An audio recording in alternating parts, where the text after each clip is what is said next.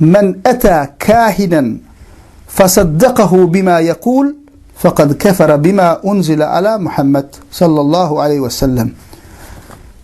Kim bir palça gitse ve diyen zatların tasdik etse Muhammed sallallahu aleyhi ve selleme uğradılığını inkar ettiği bolar diye Peygamberimiz.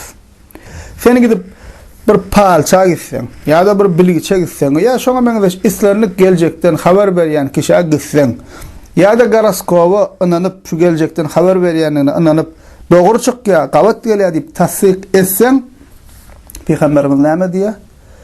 Şol adam maňa uğradylyna, maňa gelen islamy, Qur'any inkar eden adamdyr diýär.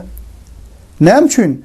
Ana Qur'anda ýan ayetler okudyk. Allah Taala diýär, gaýby Allahdan başga hiç kim bilmeýär diýär. Senem ýok diýän, ol plan owada plan daýza bar diýän, şoň diýän zatlar çykýa gawat gelýär diýän.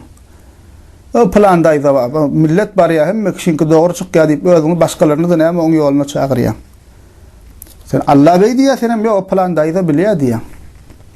Allah diýär geljek gaýby hiç kim bilmeýär diýär Qur'anka, ýok sene goroskop çykýar diýän, goroskop okudum gawat geldi diýän. Hawaryň ýok hilegarlykdan sen Allah berler düzege düşüripdirler.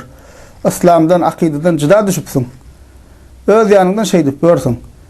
Kim şey dip inanyp şolar dogry diýär diýse, şolar tasdik etse, şol adam kafir bolýar. Çünki Allah'ın ayetini inkar etdiň bolýar.